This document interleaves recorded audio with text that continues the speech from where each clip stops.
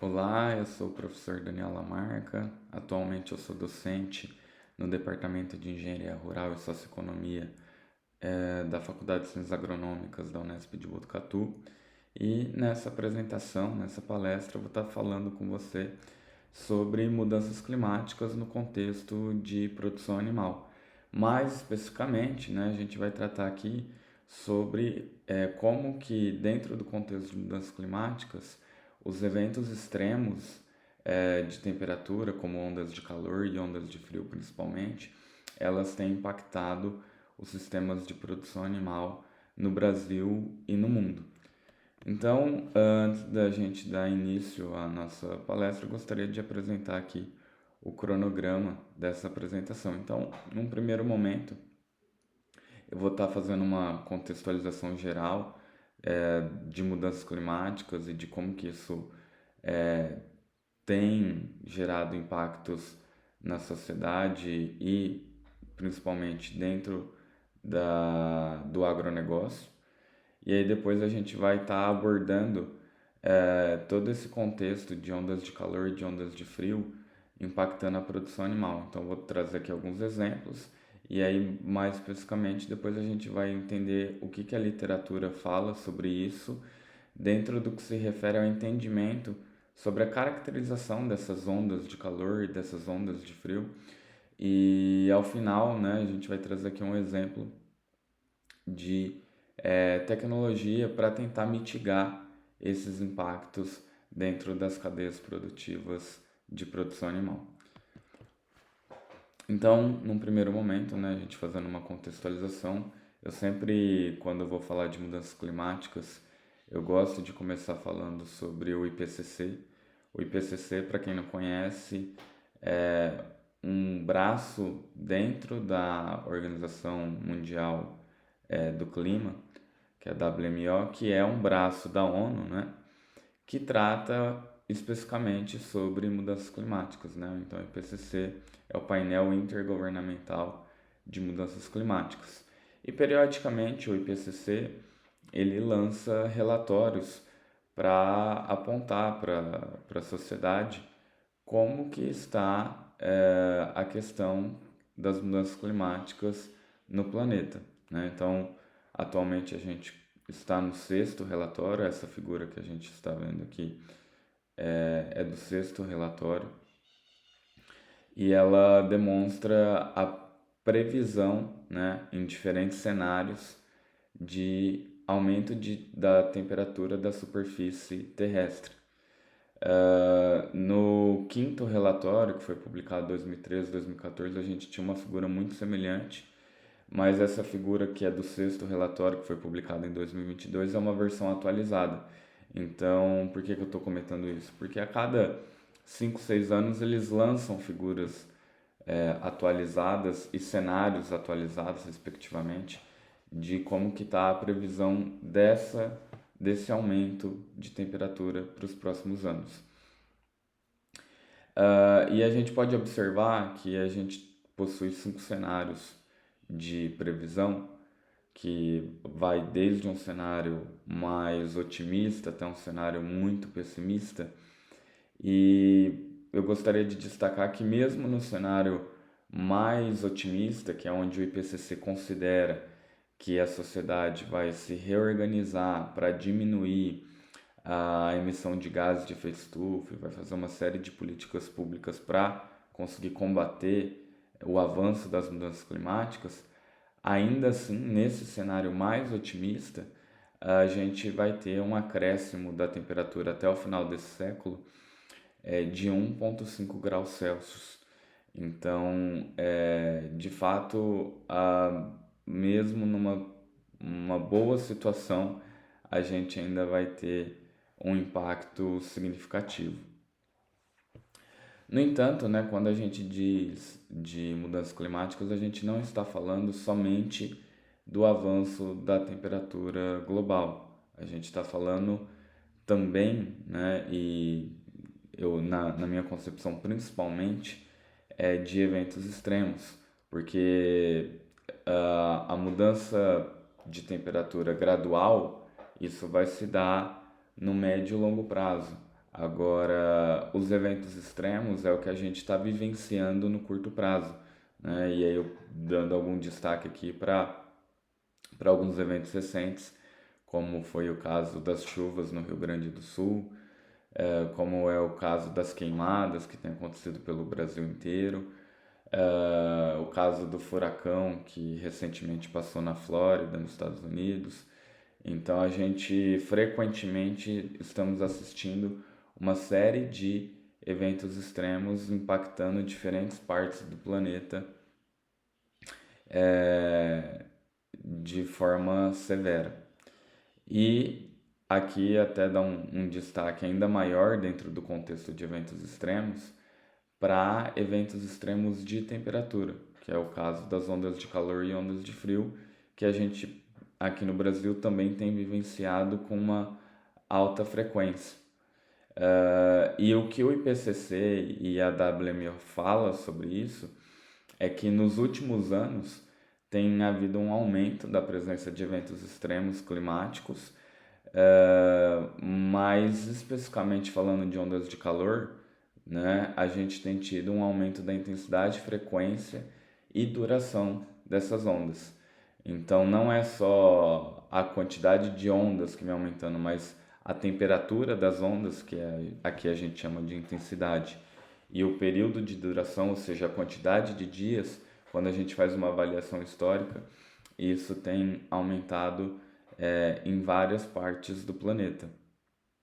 E ainda segundo a WMO, entre 2015 e 2019 foi o intervalo de 5 anos mais quentes já registrado na história do planeta. Então aqui são algumas evidências que a gente começa a enxergar que realmente não tem mais espaço para negacionismo, né? Como ainda alguns lugares a gente encontra o pessoal falando que mudanças climáticas não existe, né? Na verdade a gente tem uma série de dados, uma série de fatos que comprovam que realmente a nossa sociedade, o nosso planeta está passando por esse processo. E, né, complementando essa questão desse período de 5 anos mais quentes, a gente tem aí, dentre os eventos extremos, as ondas de calor sendo classificado pela WMO como o perigo mais mortal dentre os eventos extremos que têm ocorrido nas últimas décadas. Agora, quando a gente vai falar de mudanças climáticas dentro do contexto de produção animal, que é o foco dessa palestra, a gente pode tratar, né, olhando para a produção animal sobre duas perspectivas, né? Uma é os impactos que a produção animal gera para acelerar o aquecimento global e as mudanças climáticas, e dando destaque aqui principalmente pela emissão de gases de efeito estufa, como por exemplo o metano na bovinocultura, que tem grande destaque, né? E a gente tem uma outra abordagem que é os impactos no animal, então os impactos das mudanças climáticas na produção animal. Então existem essas duas vertentes, né? Como que a produção animal ela colabora para o aquecimento da mudança global e das mudanças climáticas, e a outra abordagem é como que as mudanças climáticas impactam os sistemas de produção animal. E nessa apresentação o foco é falar de como que as mudanças climáticas elas impactam no processo de produção animal, tá? E quando a gente vai falar de impactos no processo de produção animal, a gente pode subdividir isso em dois impactos, né? A gente tem os impactos diretos e os impactos indiretos. Os impactos diretos seriam a gente falar assim diretamente no animal, né? Então, olha, veio uma onda de calor, veio uma onda de frio e isso gerou mortalidade, isso gerou queda de produtividade, isso gerou ausência de bem-estar do animal. Agora, os impactos indiretos seriam, por exemplo, por conta das mudanças climáticas, a gente teve um impacto na produção de milho e soja, por exemplo, e isso afetou o mercado, né? Consequentemente, afetou o preço do milho e da soja. E, por efeito dominó, isso acaba afetando o sistema de produção animal, porque a maioria dos sistemas a gente tem a ração como sendo o principal custo de produção, e dentro da composição da ração a gente tem o milho e a soja como principais atores dentro da ração. Então acaba tendo um efeito dominó que, por um impacto das mudanças climáticas na produção de milho e soja, a gente tem posteriormente um impacto nos sistemas de produção.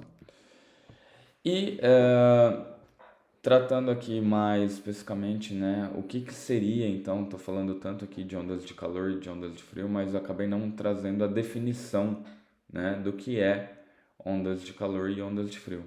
Então, por definição, ondas de calor elas são definidas como um período anormal e desconfortavelmente quente, enquanto que ondas de frio, obviamente, é o oposto de ondas de calor. Mas eu gostaria de destacar aqui, que até vai ser um dos focos dessa apresentação, de que há esse consenso, né, dessa definição de que onda de calor é um período anormal e desconfortavelmente quente, e onda de frio é o inverso disso, o oposto. Mas quando a gente vai tratar de uma definição em termos de parâmetros numéricos, né? Então, assim, olha, a onda de calor é a partir de quantos graus Celsius, né? Isso não é bem definido nem na área científica e nem na sociedade de um modo geral. Então, todo mundo concorda que é algo quente quando se trata de onda de calor e algo extremamente frio quando se trata de onda de frio, mas a gente não tem um consenso, né? Por exemplo, aqui no Brasil a gente tem o Instituto Nacional de Meteorologia, que é o INMET, que, segundo o INMET, eles falam que uma onda de calor é quando a temperatura ela está acima de 32 graus por no mínimo 2 dias, e essa temperatura, além de estar acima de 32 graus, ela também tem que ser no mínimo 5 graus acima da média daquela região. Mas quando a gente já vai olhar a nível global, né? Então o que a WMO fala, o que o IPCC fala, já é uma outra definição em termos de parâmetro. Então essa definição mais abstrata dos eventos é um consenso, mas quando a gente fala de uma definição mais técnica, não tem um consenso. A gente tem diferentes definições de acordo com cada instituição, de acordo com cada país. Agora, independente dessa questão dos valores, dos parâmetros, né, que a gente vai voltar mais à frente na apresentação, o que o IPCC fala nas previsões? Porque no início dessa apresentação eu trouxe um gráfico que mostrava a previsão do IPCC do avanço da temperatura da superfície, né? Mas o que eles falam sobre a questão de eventos extremos de temperatura, como as ondas de calor e ondas de frio? Então eles colaboram aqui apontando para três possibilidades, né? Três cenários de ondas de calor e ondas de frio, né? Com a presença das mudanças climáticas. Então, nos três cenários aqui a gente tem uma figura de distribuição normal da temperatura, né, que é o comportamento de dados climáticos de temperatura. E a linha contínua é sempre o que se existe hoje, e a linha tracejada é eles considerando a presença de mudanças climáticas. Então, no primeiro cenário, eles falam, olha, se tiver um aumento na média, né, então a gente vai ter a mesma curva de distribuição, só que se deslocando todas as temperaturas para a direita, e isso vai fazer com que a gente tenha no futuro mais calor extremo e menos frio extremo, né? Uma outra possibilidade, que seria o cenário B aqui, eles apontam que a curva de distribuição normal não vai ter mudança na média, mas vai ter uma mudança na variabilidade, o que vai fazer com que essa curva ela fique mais achatada. E se houver isso, a gente vai ter também mais calor extremo, mas aí a gente também vai ter mais frio extremo, né? E uma terceira possibilidade é uma alteração na simetria da curva, e onde a gente teria um frio constante, não mudaria muito o comportamento de frio, mas a gente teria assim ainda mais calor extremo. E aí o que eu gostaria de destacar nesses cenários?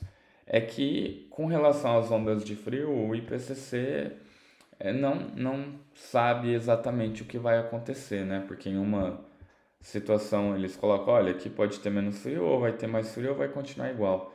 Então, para pro frio, a informação deles não é extremamente assertiva, né? Até costumo dizer, porque é mais ou menos a gente fala assim, olha, se eu jogar uma moeda para cima, o que que vai acontecer? Então, ou vai dar cara, ou vai dar coroa, ou ela vai parar em pé. Então, disso a gente, de certa forma, já sabe, né? Mas o que é interessante no apontamento do IPCC é que nos três cenários eles apontam que haverá mais calor extremo e é o que a gente de fato tem observado nos últimos anos, né? Então, isso chama um alerta para a gente, principalmente no que se refere às ondas de calor. E quais seriam os canais de impacto dentro do sistema de produção animal que as ondas de calor e as ondas de frio elas podem gerar? Então aqui eu separei né, em dois canais, só que o canal do lado direito ele tem dois impactos separados. Então, pegando primeiro do lado esquerdo aqui, a gente tem o impacto no bem-estar animal, né? Ou seja, a partir do momento que a gente começa a ter mais eventos extremos de temperatura, a gente passa a ter os animais sendo submetidos a mais situações de estresse térmico. Então, isso faz com que afete o bem-estar deles. Agora, de um outro lado, para uma outra perspectiva, a gente tem um impacto no desempenho produtivo do sistema. Num primeiro momento, a gente tem um impacto financeiro ao empreendimento, ou seja, quando a gente tem uma onda de calor, uma onda de frio, e isso acaba afetando a, na produtividade dos animais, acaba aumentando a mortalidade dos animais. Então, e além do bem-estar que eu já mencionei, isso afeta a eficiência das granjas, das propriedades rurais e acaba afetando a parte financeira, né, o caixa do produtor rural. Quando a gente olha a, a propriedade da perspectiva de que ela é uma empresa, né? Então, os indicadores financeiros dela acabam sendo consideravelmente afetados. E, num segundo momento, a gente tem um impacto econômico na região. E por quê, né? Quando a gente olha para uma situação de oferta e demanda daquele produto, então vamos imaginar a seguinte situação. Eu tenho uma determinada produção animal numa região A e veio uma onda de calor e matou vários animais, os que não mataram ficaram sequelados e tiveram uma queda de produtividade e, consequentemente, em função disso, a gente tem uma queda na oferta desses produtos no mercado, né? E principalmente no mercado local. É claro que isso vai variar um pouco de lugar para lugar, né? Mas de um modo geral, principalmente no mercado local. E aí, onde a gente tinha uma oferta e demanda equilibrada, a gente tem uma queda da oferta em função das mudanças climáticas e para uma demanda igual. Então, essa queda de oferta para uma mesma demanda, a gente vai ter um impacto no preço do produto que vai ser comercializado. E qual que é o grande problema disso, né? Além da gente saber que o preço do produto na prateleira do mercado vai subir, né? Então, se teve uma onda de calor ontem, a gente sabe que é coisa de alguns dias para isso afetar o preço do produto na prateleira do mercado. Mas o grande problema é quando a gente começa a pensar na perspectiva das classes econômicas. Então, um exemplo clássico que eu sempre costumo falar nas minhas apresentações sobre isso é o caso da região de Bastos, né, interior do estado de São Paulo. Lá a gente tem o Polo Nacional de Produção de Ovos de Galinha e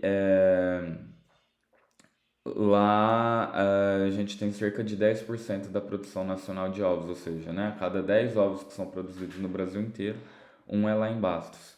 E é uma região que se tem um clima muito quente e com várias incidências de ondas de calor, afetando então, portanto, na mortalidade e na produtividade das aves.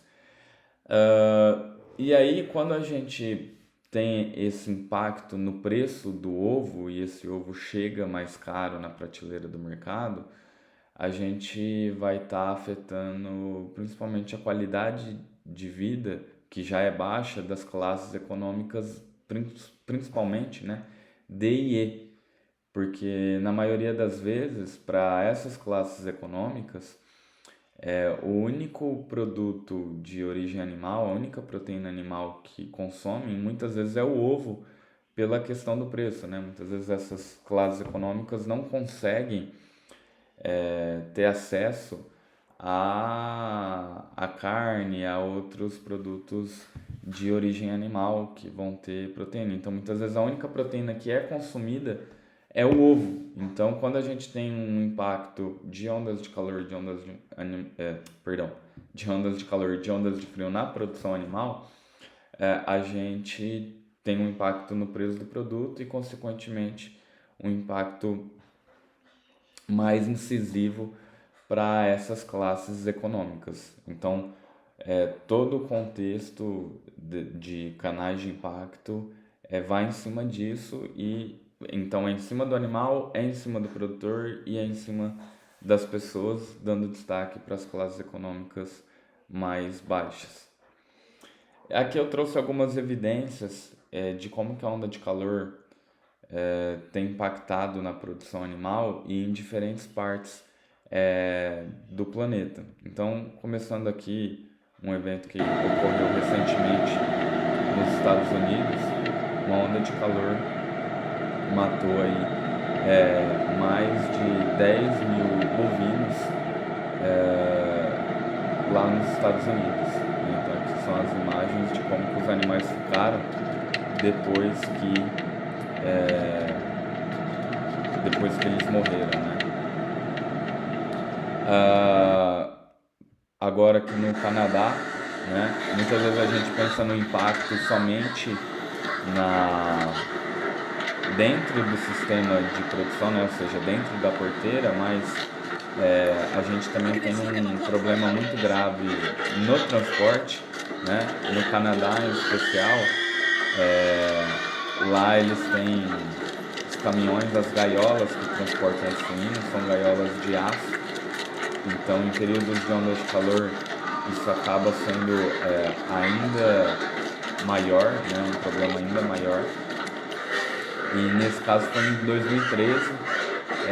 Claro que depois disso houve uma série de outros casos, mas foi uma onda de calor na casa de 45 graus. Então já falamos de bovinos e suínos no hemisfério norte. Agora falar um pouquinho de aves aqui no hemisfério sul, né? Ainda no continente americano. Então, em 2012, a gente teve uma onda de calor que matou 500 mil aves em Bastos. Depois, em 2021, a gente teve uma outra onda de calor que matou 1 milhão de aves também em Bastos. E aí, não só no Brasil, né? Que uma outra notícia que a gente tem que a onda de calor matou 400 mil galinhas no Uruguai. E isso que se a gente considerar o Uruguai tá até, né, numa latitude mais afastada, né, da linha do Equador, então, em tese, a gente teria um menor problema com isso, mas a gente vê que o problema é geral.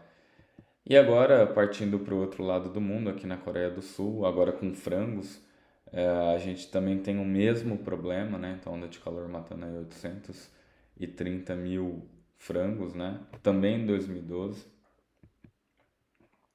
E pegando um pouco aqui no mapa mundi, mais no centro do país, e agora saindo um pouquinho da produção animal e mostrando que a onda de calor também tem impactado diretamente na mortalidade de seres humanos.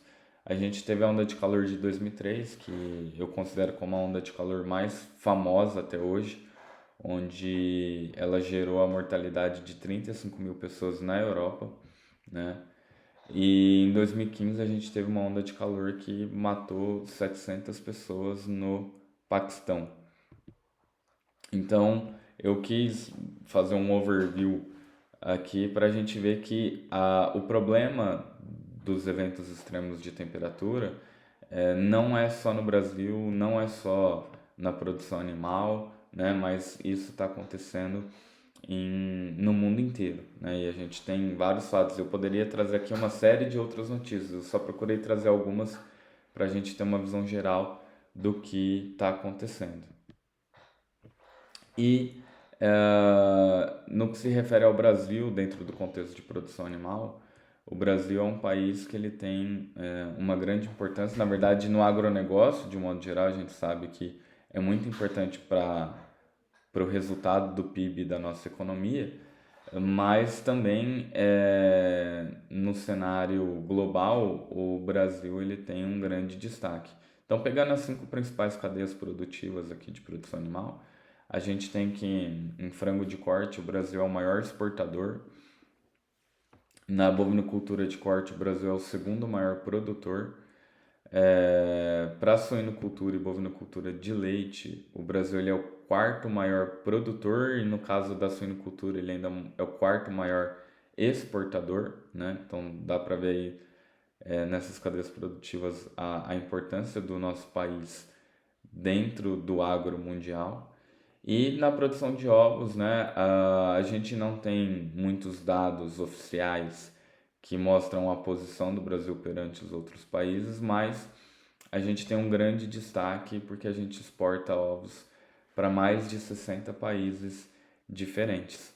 E aí, já que a gente tem um papel tão importante da produção animal, tanto na economia interna quanto para o agro mundial, é muito importante a gente começar a entender assim, olha, como que essas ondas de calor e essas ondas de frio, mas principalmente as ondas de calor, que é o que o IPCC aponta que vai aumentar no futuro, né, com 100% de certeza, né? Na verdade tem até um grau de confiança, mas o 100% que eu digo aqui é que em todos os apontamentos eles falam, olha, a chance de ter aumento extremo de temperatura para ondas de calor, né, para calor extremo é muito grande. Então é importante a gente entender como que isso vai impactar. E aí só mais alguns dados aqui sobre o agronegócio para a gente entender a relevância, né? Eu mostrei o panorama atual, mas quando a gente olha para o futuro, o que que acaba acontecendo, né? O nosso planeta ele está com um crescimento da população mundial exponencial. Em 1950, o planeta tinha cerca de 2,5 bilhões de pessoas. Em novembro de 22, a gente chegou à marca dos 8 bilhões de pessoas, ou seja, em 72 anos, a gente mais do que triplicou a quantidade de pessoas que está vivendo aqui dentro da nossa atmosfera. E a projeção, segundo a ONU, é que para 2050 a gente vai chegar na casa dos 10 bilhões. E esse aumento da população faz com que a gente também tenha um aumento pela demanda de alimentos, em especial alimentos de origem animal. E aí o Ministério da Agricultura, Pecuária e Abastecimento, o MAPA, anualmente ele lança um relatório, né, que é Projeções do Agronegócio, onde ele aponta a previsão de crescimento de cada cultura para os próximos 10 anos dentro do Brasil. Então, no relatório que eles projetaram até 2030, eles projetam que a cultura do frango a gente vai ter que ter um crescimento de uma taxa de crescimento de 2,6% ao ano, a bovinocultura de corte de 2,3% ao ano, a suinocultura de 3% ao ano e a bovinocultura de leite entre 1,9% e 3,1% ao ano para atender, né, não só o nosso mercado interno, mas principalmente aí o mercado externo, o mercado mundial. Então, além da importância que a gente já tem atual, a gente ainda vai ter que aumentar a nossa produção para conseguir atender a demanda externa. Mas aí a gente entra nesse conflito em que, de um lado, a gente precisa aumentar a produção, e de outro lado, a gente tem a pressão das mudanças climáticas afetando a produtividade dos sistemas, né?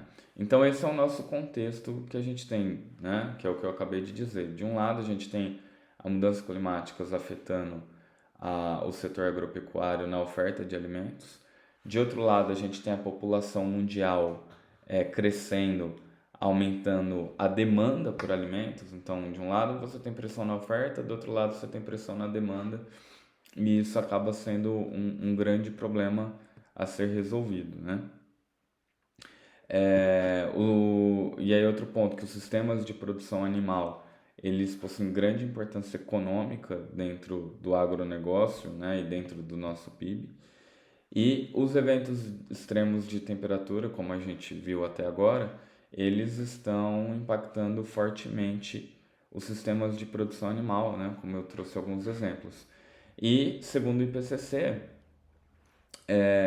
a gente vai ter um aumento desses eventos extremos. Então, todos esses tópicos que eu trouxe monta a problemática que a gente tem entre a relação do impacto das mudanças climáticas, mais especificamente de eventos extremos, dentro do contexto de produção animal. E dentro disso, né, o que a gente tem com a literatura trazendo estudos científicos do impacto de ondas de calor e ondas de frio na produção animal, tá? Então aqui a gente vai fazer um overview, mas eu vou dar um destaque de que o que a gente vai visualizar é principalmente olhando assim, olha, como que a literatura ela tem caracterizado o que é esses eventos, né? Mas antes de falar disso, eu vou primeiro trazer a visão assim do que a gente já tem publicado. E para a gente trazer o que já tem publicado, foi feita então uma revisão bibliográfica sistemática, fazendo todo esse mapeamento. E aí esse mapeamento ele foi feito nas principais bases científicas até dezembro de 2020, né? Então a gente pesquisou aí na Web of Science, na Scopus, no Science Direct. E para fazer a pesquisa a gente utilizou algumas strings de busca para cada animal. Aqui é um exemplo para ave de corte, mas a gente fez isso para todos os animais de produção para tentar entender o impacto disso em cada cadeia produtiva, né? Então aqui estão para os demais animais, no caso aqui para ondas de calor e agora para ondas de frio. E aí, quando a gente foi fazer esse levantamento, a gente, num primeiro momento, a partir dos resultados, teve um total de 817 trabalhos, muito mais trabalhos para ondas de calor do que para ondas de frio, né? Na verdade, cerca aí de 90% de onda de calor e 10% de onda de frio. Mas isso foi num primeiro momento, né? Depois a gente foi fazendo uma série de filtros, que é o que manda a parte de revisão sistemática, e a partir desses filtros, a gente elencou ao final aí um total de 37 trabalhos para onda de calor e um trabalho para onda de frio. E destaque que esse trabalho para onda de frio ele também era paralelamente para onda de calor, que era na bovinocultura, tá? Então, na verdade, de uma gama grande de trabalhos, né, de mais de 800 trabalhos, ao final a gente chega a trabalhos que tratam especificamente do impacto de ondas de calor e ondas de frio na produção animal, é um número razoavelmente pequeno. E por quê, né? Por que tem essa grande diferença? Um dos motivos principais é que muitos estudos eles até mencionam, citam ondas de calor e ondas de frio, mas é mais como um pano de fundo para poder se estudar estresse térmico, que é algo semelhante, mas tem uma característica técnica do ponto de vista de ambiência animal um pouco diferente, né? Então, a quantidade de fato de trabalhos que estudam ondas de calor e ondas de frio é uma quantidade muito pequena. Então, desses 37 trabalhos, 3 foram publicados entre 1997 e 2004, outros 14 trabalhos entre 2005 e 2012 e outros 20 trabalhos entre 2013 e 2020. Então, a gente vai vendo um crescimento aí. Isso se deve, na minha concepção, a dois motivos, né? Um, pelo fato da importância da questão das mudanças climáticas terem crescido, então os pesquisadores têm dado mais atenção a isso. E outro fato também é de que a ciência, de modo geral, tem aumentado a quantidade de pesquisadores e de trabalhos publicados em todas as áreas, né? Então, isso não é uma característica específica de trabalhos envolvendo ondas de calor e ondas de frio. Aí aqui também um panorama geral da gente entender como que a literatura tem publicado isso, né? Então, primeiro falando aí desses 37 estudos, a gente tem que 54% é para bovinocultura, entre leite e corte, 27% desses estudos é para avicultura, entre corte e postura, e 19% é outras cadeias produtivas, como a suinocultura, bobalinocultura e ovinocultura. Outro dado interessante é que desses estudos, 67% são estudos observacionais, ou seja, né, o pessoal pegou dados de produção, correlacionou com os dados de clima, viu quando teve ondas de calor e ondas de frio e tentou correlacionar, fazer uma análise do impacto de quando havia essas ondas de calor e ondas de frio na produção, né, no que se refere à produtividade e mortalidade. 28% dos estudos foram experimentos, então estudos que simularam diferentes padrões de ondas de calor, principalmente, e como que isso afetava os animais. E 5% dos estudos, revisões de literatura que abordam de alguma forma o impacto das ondas de calor nos animais de produção. Agora, no que se refere à produção científica por país, a gente tem aí o Brasil com grande destaque, 30% dos estudos, os Estados Unidos na sequência com 19%, a Austrália com 11%, a União Europeia, né, como um agregado aqui, 21%, e o restante do mundo, 19% dos trabalhos. E o que eu acho interessante destacar é que a gente pega né, Brasil, Estados Unidos, Austrália e União Europeia, é onde a gente vai ter aí a maior parte dos sistemas de produção animal. Acho que só acabou faltando aqui poucos países, como por exemplo a China, que na parte de suinocultura é a principal, por exemplo, né?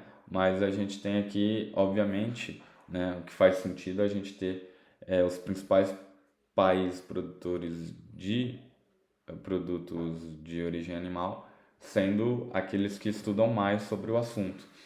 E além disso, a gente pega Brasil e Austrália, a gente tem um destaque maior porque boa parte dos sistemas de produção animal são abertos e isso acaba afetando é, o microclima da instalação. Nos Estados Unidos, por exemplo, a gente já tem uma característica diferente, que boa parte dos sistemas é climatizado. Então, o macroambiente ele não afeta consideravelmente o sistema produtivo, né? E então a gente tem essa questão da onda de frio e de onda de calor, que a gente vai começar a entender como que os estudos apontam sobre os parâmetros de cada uma delas. Porque o que a gente identificou nos estudos, nesses 37 trabalhos, é que não há uma definição em termos de parâmetros numéricos, como eu tinha comentado no começo dessa apresentação, específica, né? Se tem um consenso geral da definição de que onda de calor é um evento extremamente quente, e onda de frio um evento extremamente frio, mas em termos de parâmetros numéricos não há aí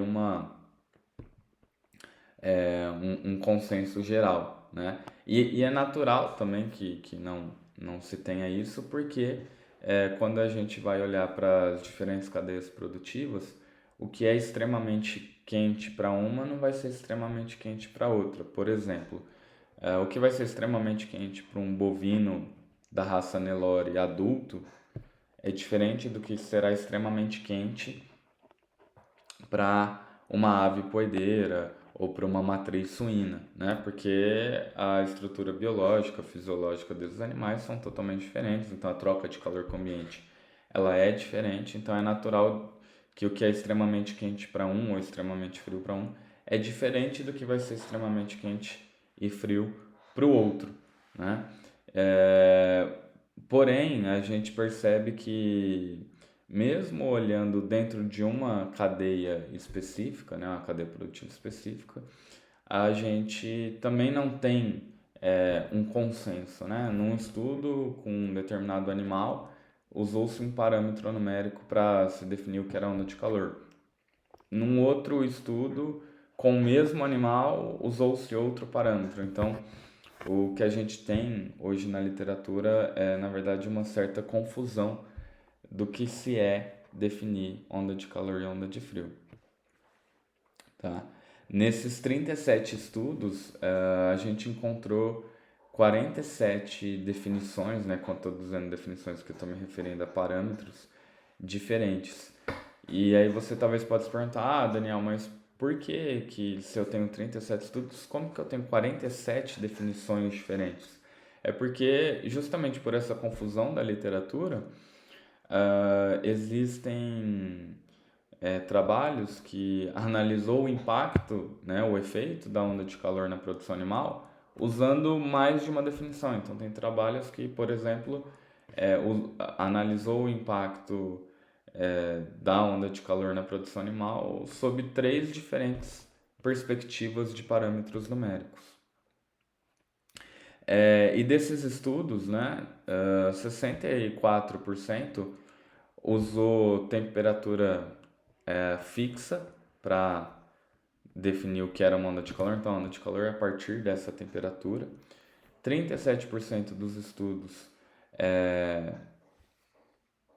utilizaram algum índice, né, como por exemplo o ITU, que é o índice de temperatura e umidade, que é utilizado para avaliar estresse térmico em animais. Então o pessoal usa, se o ITU estiver acima de tal temperatura, vai ser considerado onda de calor, ou abaixo de tal temperatura, onda de frio. 10% dos estudos usaram parâmetros estatísticos, trabalhando com percentil. Então, por exemplo, olha, se a temperatura estiver dentro dos 10% mais quente do histórico daquela região, ou dentro dos 10% mais frio do histórico daquela região, vai ser considerado uma onda de calor ou uma onda de frio, respectivamente, né? E houveram outros estudos, né, 8% aqui que não informaram quais parâmetros utilizaram. E aí talvez você pode estar se perguntando também, mas tem alguma coisa estranha aqui, porque se a gente somar essas porcentagens vai dar mais de 100%. O que acontece é que alguns estudos utilizaram algo mixado, né, combinado. Então, ao mesmo tempo que usaram uma temperatura fixa, usaram o ITU, né? Então, que é o caso, por exemplo, dos estudos que utilizaram mais de uma definição, mais de um parâmetro para caracterizar. Aí aqui, dentro desses tópicos que eu comentei, alguns exemplos do que utilizaram. Então, por exemplo, alguns estudos utilizam para definir a onda de calor quando a temperatura é maior ou igual a 25 graus Celsius. E isso foi variando, né, em todas essas temperaturas, tendo estudo até que só caracterizou a onda de calor como sendo a partir de 43 graus Celsius. Então a gente vê aí uma divergência muito grande, né? Estudos que utilizaram o ITU, por exemplo, teve estudo que caracterizou a onda de calor quando o ITU era maior ou igual a 72 variando até estudos que classificaram quando o ITU é maior ou igual a 84. Na duração também uma grande variedade, né? Teve trabalhos que consideram que a onda de calor é a partir de um dia e trabalhos que consideram que a onda de calor é só a partir de 6 dias, né? Então, também não tem um consenso com relação não só à intensidade, mas também com relação à duração das ondas. E na parte estatística, teve estudos que considerou a partir dos 10% mais quente, os 5% mais quente, outros só o 1% mais quente. Então, há aí uma grande divergência nos parâmetros que são utilizados pelos estudos científicos a nível mundial, né? Então, essa é a conclusão, que não se existe um padrão nos parâmetros numéricos que os estudos científicos utilizam para caracterizar ondas de calor, né? E um outro resultado que a gente observa na literatura é que os parâmetros eles advêm também de fontes diferentes. Então, por exemplo, eu tinha mencionado o INMET, então teve estudos brasileiros que utilizaram o INMET, tem estudos de outros países que utilizaram a definição do órgão local, tem estudos que utilizaram a definição do IPCC, tem estudos que não citaram a fonte, então também até a fonte do que se caracteriza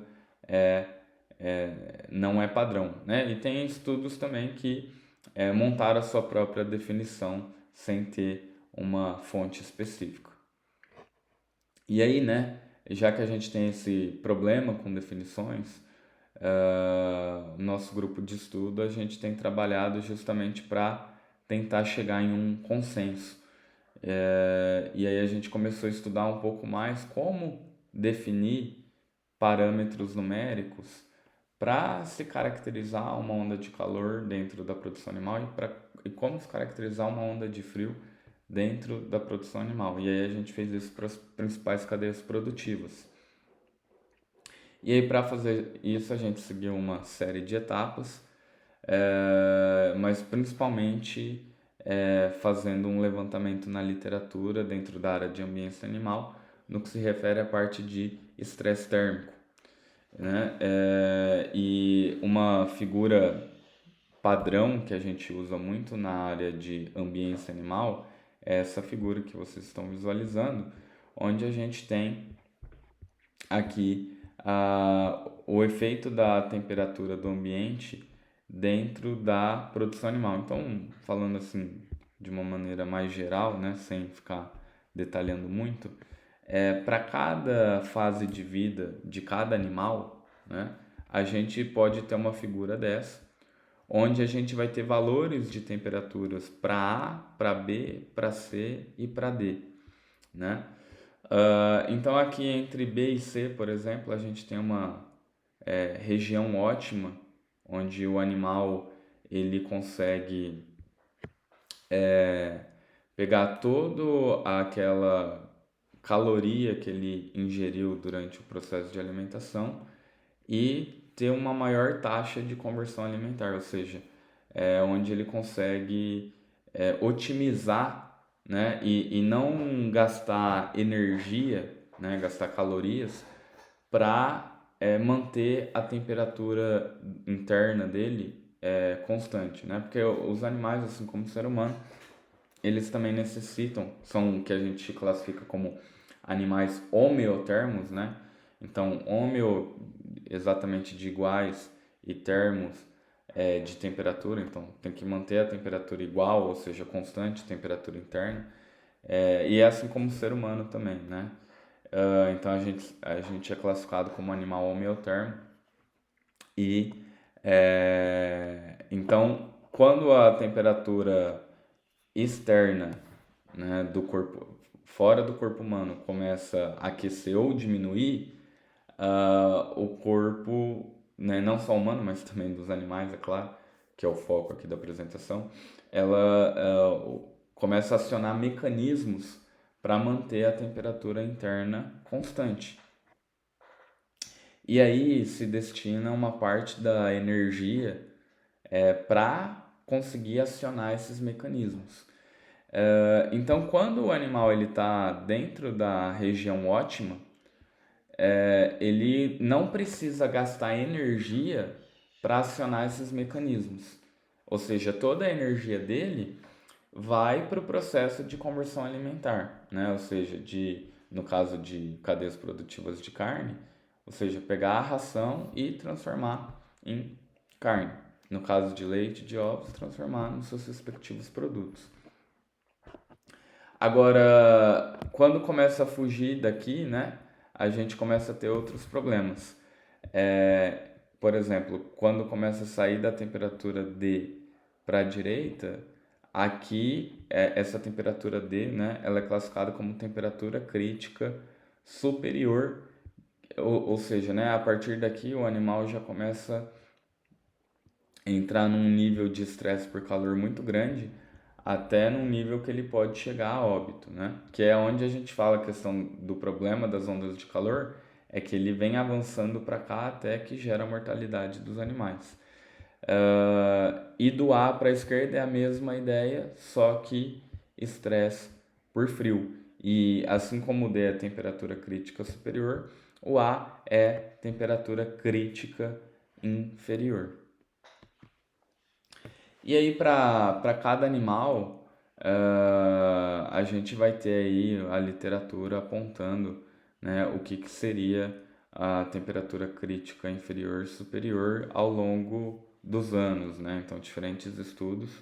E no nosso trabalho de tentar definir o que seria um parâmetro ideal para classificar onda de calor e onda de frio, a gente utilizou essa abordagem num primeiro momento, analisar a temperatura crítica inferior e a temperatura crítica superior de cada animal na sua respectiva fase de produção. Então aqui a gente tem, por exemplo, uma figura para matrizes suínas e uma figura para vacas em lactação, né, onde vai demonstrar qual que é a temperatura crítica inferior para matrizes e qual que é a temperatura crítica superior para matrizes, e na outra figura a temperatura crítica inferior para vacas em lactação e a superior também para vacas em lactação.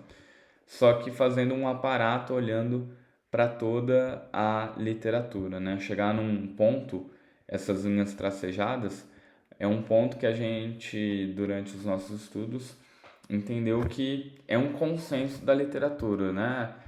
Daqui para baixo e daqui para cima, todos os autores eles concordam, né, de certa forma, que é sim uma onda de frio e que é sim uma onda de calor, tá?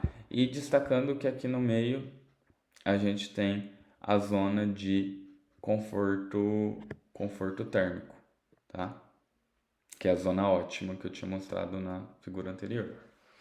Agora, até esse momento a gente está olhando especificamente para o animal.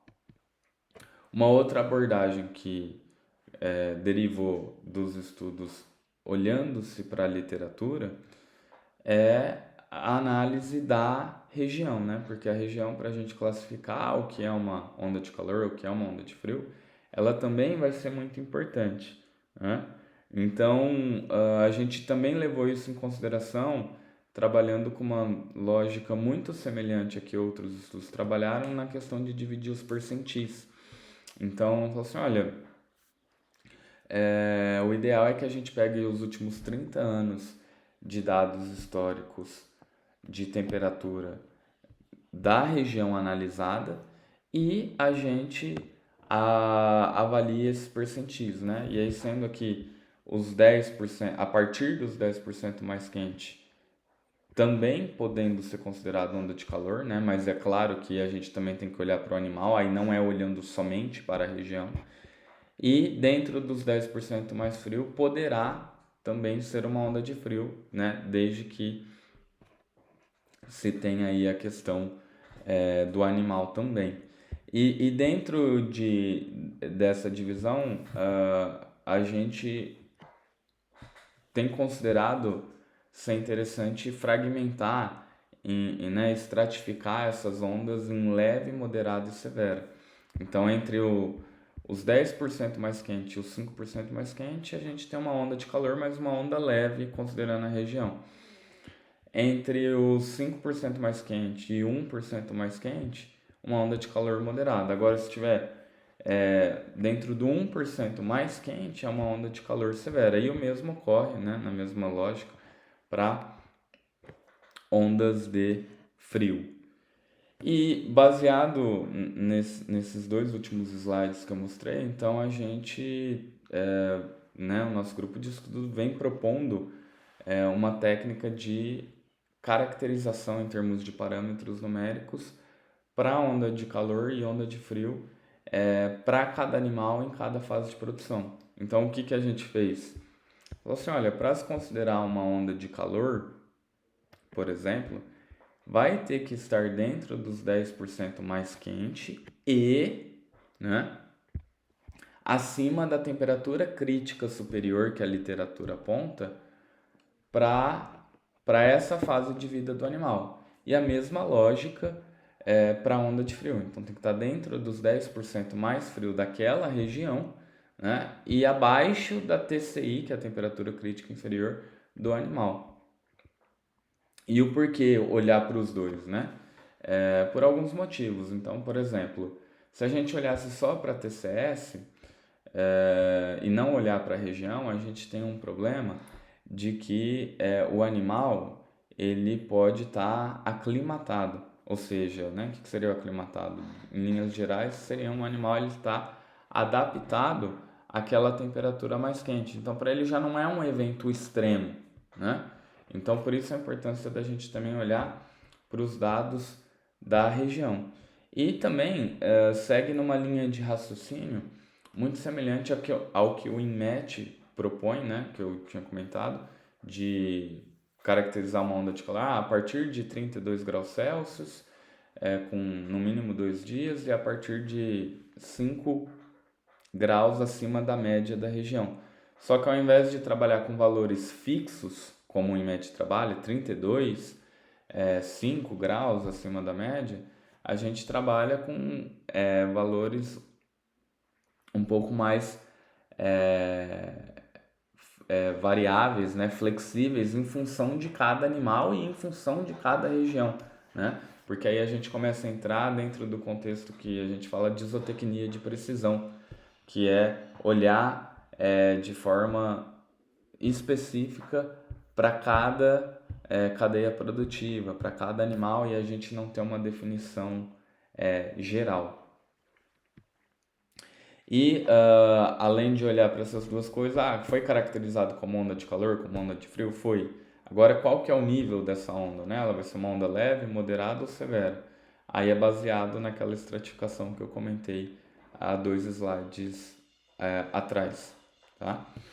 Então, a partir disso, a gente gerou, né, a conclusão dessa parte do estudo é que a gente gerou uma nova proposta que poderá ser utilizada por futuros estudos científicos e também no desenvolvimento aí de tecnologias ou de análises de como essas ondas de calor e ondas de frio têm impactado os sistemas de produção animal. Mas tudo isso deriva de todo esse contexto que eu venho apresentando até o momento, de que, olha, a gente tem muitos impactos, a literatura, ela tem muitos estudos, mas ela não tem um consenso do que realmente é onda de calor e onda de frio. Então a gente vem tentando aí fazer um alinhamento em cima disso.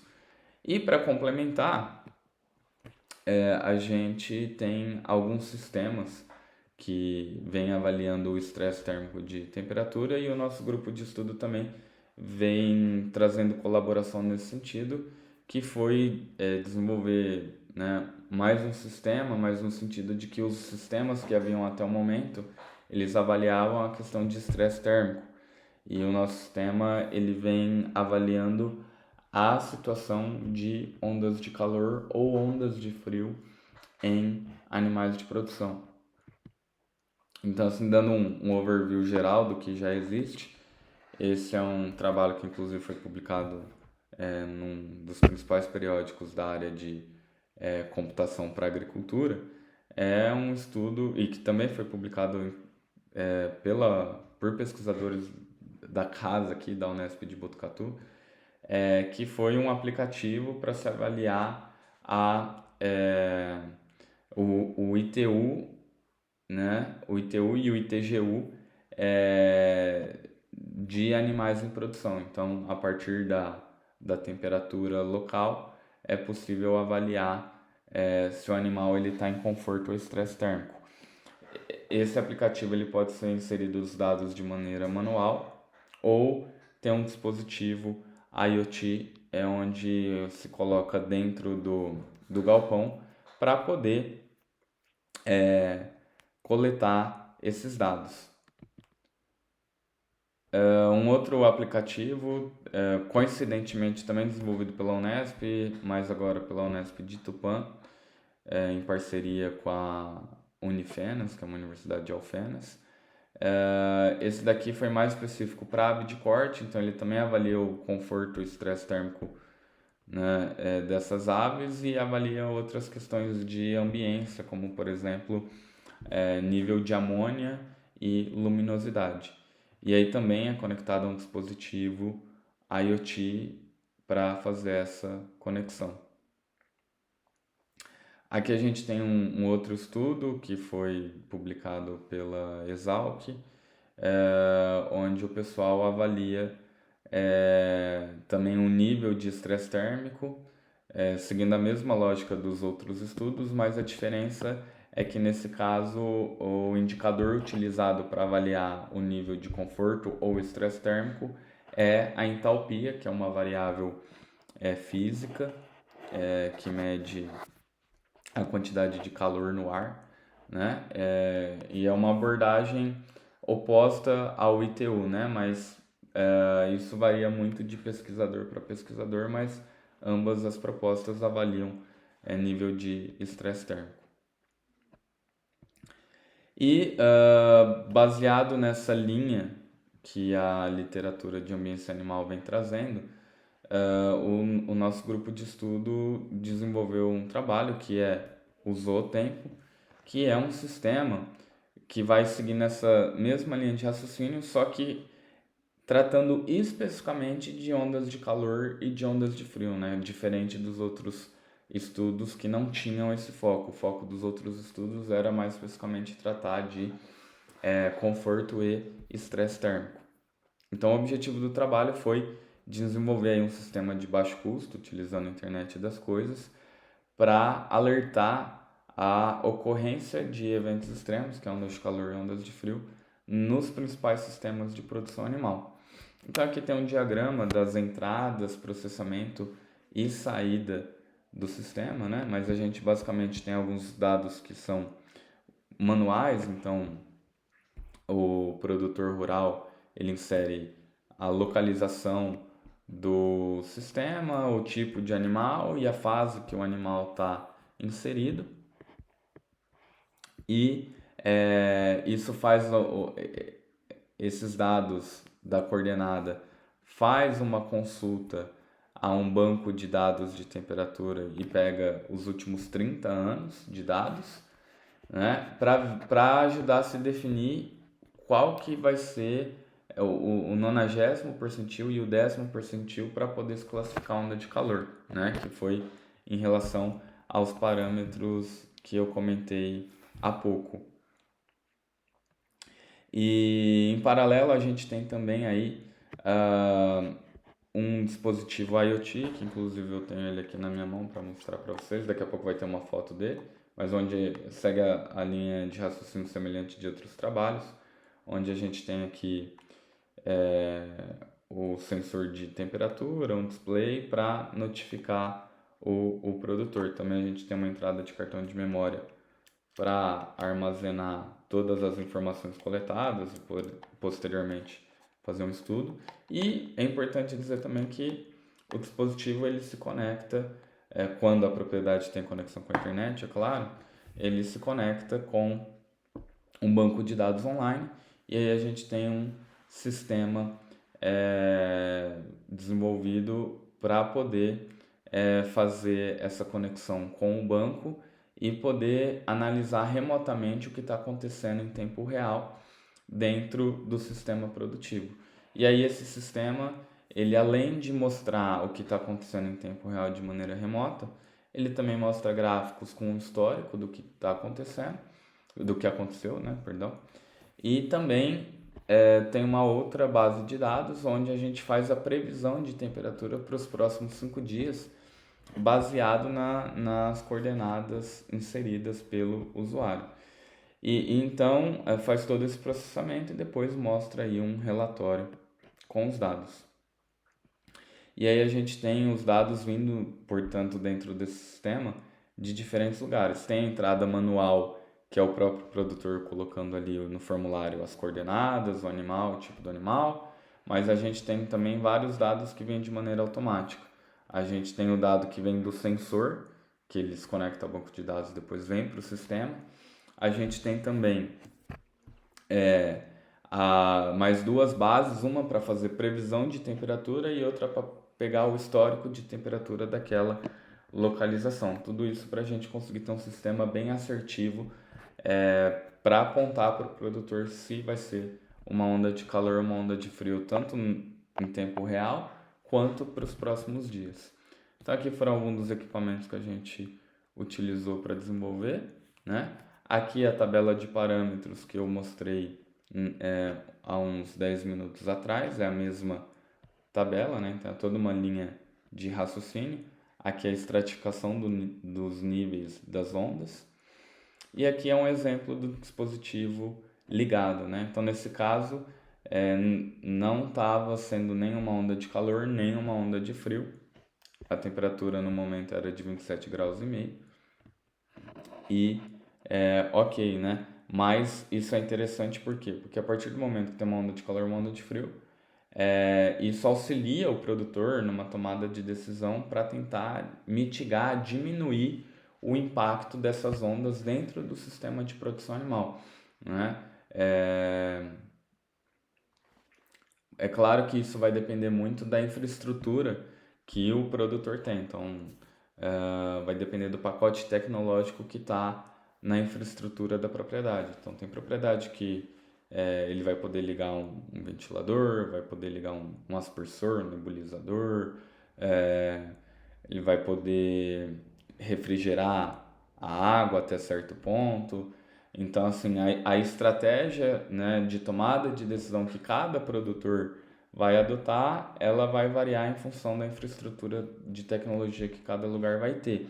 No entanto, aqui a gente tem um sistema de baixo custo que vai notificar. Ele fala, olha, está acontecendo isso, né? E aí a tomada de decisão dele fica mais assertiva nesse sentido. Aqui são as interfaces do sistema, então a gente tem uma Existem outras interfaces, mas aqui são as principais. Então aqui a tela principal, onde a gente pode navegar pela situação atual, histórico, previsão. A gente ainda também deixou a possibilidade de configuração, no sentido de configurar os parâmetros de TCI e TCS, caso o usuário ele de repente não concorde com o que está ali, né? A gente trouxe esses parâmetros advindos da literatura, mas a gente preferiu deixar flexível se o usuário decidir por fazer a alteração. Aqui é o formulário onde ele vai inserir os dados manuais e aqui é um exemplo do relatório, né? Agora a gente ainda está trabalhando numa versão um pouco com um design um pouco mais moderno, mas nesse primeiro momento a gente se preocupou aqui de fazer um software que funcione, que realmente aponte para o produtor o que está acontecendo. Depois, obviamente, o sistema passou por um período de validação para ver se de fato ele estava funcionando, e aqui são os gráficos e o R quadrado que vai mostrar um nível de acurácia do sistema. E para comprovar que o sistema é de baixo custo, hoje para gerar um sistema como esse, exceto o gasto com mão de obra, a gente tem em torno aí na faixa de R$ 227, considerando todos os itens que foram necessários para montar o projeto. E, né, como conclusão, então, a gente tem que um sistema de baixo custo, e a vantagem de ser de baixo custo é que a gente pode estar tendo um sistema para usar desde uma agricultura familiar até grandes produtores. Esse sistema ele vai ser muito útil, como eu comentei há pouco, para auxiliar a tomada de decisão dos produtores, para diminuir, para tentar mitigar os impactos das ondas de calor e ondas de frio. E com algumas adaptações a gente consegue levar isso para cadeias produtivas animais que não foram contempladas nesse trabalho. E, né, qual que é o futuro do Zootempo agora, né? Esse sistema que a gente desenvolveu. A gente fazer algumas melhorias, além de expandir para outras cadeias produtivas, a gente levar ele para a web, levar ele para outras plataformas que sejam interessantes, né? E um outro tópico que a gente também está trabalhando é como inserir inteligência artificial, né, na modelagem dos dados para a gente conseguir apontar para os produtores de maneira ainda mais precisa se o sistema produtivo dele está passando por uma onda de calor ou por uma onda de frio.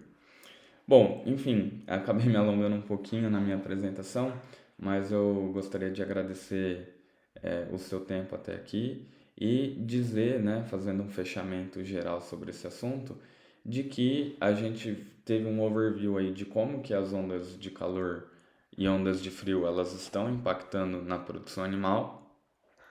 A gente também conseguiu visualizar que existem vários estudos científicos que fazem essa abordagem, mas que o grande problema é que não existe um consenso em termos de parâmetros na hora de se definir o que é uma onda de calor, né? E para ondas de frio, praticamente a gente quase não tem estudos.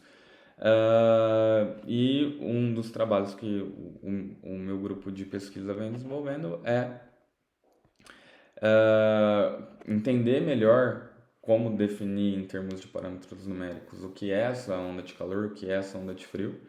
E a gente também está no trabalho, além de pesquisa, praticamente extensionista também, de conseguir desenvolver tecnologias para levar isso para o produtor rural, para trabalhar de uma maneira de que, olha, como que a gente vai conseguir fazer tecnologias para ajudar a combater as mudanças climáticas, né? Então, acho que talvez uma mensagem que eu queria passar nessa apresentação é isso. Além de mostrar todo esse overview, o que a gente, enquanto sociedade, enquanto universidade, a gente consegue fazer para conseguir combater o que está acontecendo com relação às mudanças climáticas. Porque é claro que diminuir gases de efeito estufa é importante, sem dúvida nenhuma. Mas isso não depende única e exclusivamente de cada indivíduo, né? Isso depende de uma cooperação entre os indivíduos que formam a nossa sociedade, né? Agora, não é a única saída. É claro que ela é uma saída muito importante, é o que vários governos estão trabalhando para tentar combater, mas a gente tem que ir para uma perspectiva de que, olha, a gente tem que trazer tecnologias para conseguir contornar principalmente os problemas de curto prazo, porque quando a gente está falando até da questão de diminuir gases de efeito estufa que são liberados para a atmosfera, isso é um planejamento mais de médio a longo prazo. Agora, no curto prazo, a gente tem que trabalhar em tecnologias, principalmente em tecnologias de baixo custo, para poder tentar mitigar, diminuir o impacto desses eventos extremos, né? E aí não só ondas de calor, ondas de frio, mas isso de um modo geral. Então, mais uma vez, gostaria de agradecer seu tempo por ter parado para assistir essa apresentação. Também gostaria de agradecer a comissão organizadora do evento pelo convite e eu encerro minha fala por aqui. Muito obrigado.